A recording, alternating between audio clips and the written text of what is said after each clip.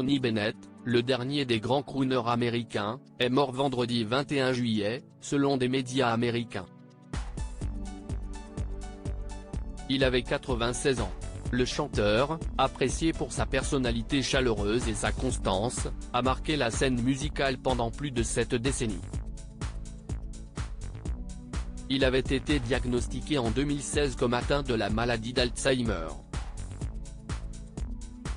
Tony Bennett, le dernier des grands crooners américains, est mort vendredi 21 juillet 2023 à l'âge de 96 ans à New York, a annoncé son agent Sylvia Weiner à Associated Press. Le chanteur a marqué la scène musicale pendant plus de 7 décennies. Il avait été diagnostiqué en 2016 comme atteint de la maladie d'Alzheimer.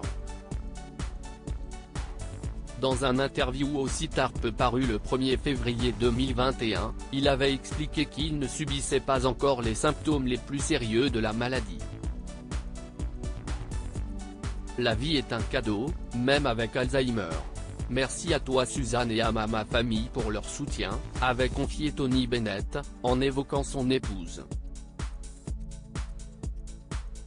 Légende du jazz à qui l'on doit, entre autres, I Left My Heart in San Francisco, il avait conquis des générations plus jeunes grâce à ses magnifiques duos avec Amy Winehouse ou Lady Gaga. Cette dernière lui vouait une immense admiration. Au mois de mars, elle avait republié un de ses tweets qui disait « Mon conseil artistique. Continuez d'avancer et n'oubliez jamais les mots de Duke Ellington, la vie a 2 règles. La première, n'abandonnez jamais.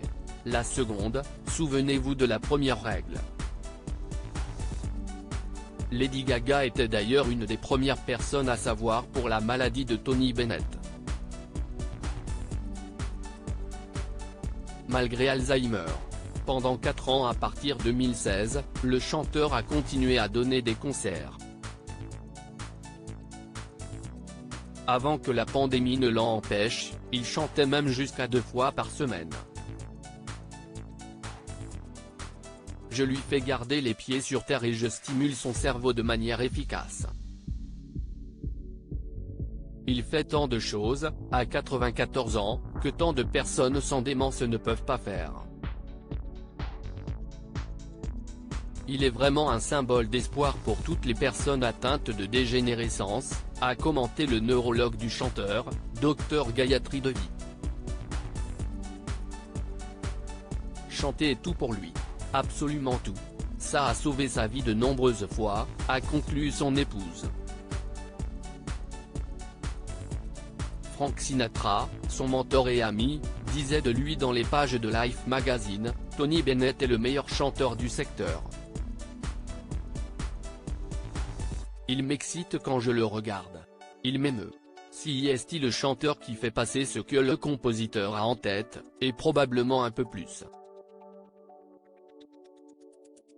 À l'aise dans la variété, il avait vendu plus de 50 millions de disques à travers le monde. Il a sorti plus de 70 albums, lui rapportant 19 Grammys compétitifs, tous sauf 2 après avoir atteint la soixantaine, et a bénéficié d'une affection profonde et durable de la part des fans et de ses collègues artistes, rappelle Le Parisien.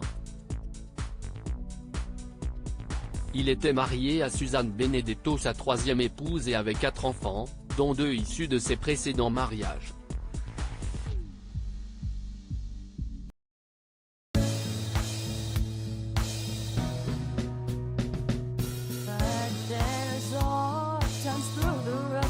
I think you can let me know. Sit down, sit back, let me help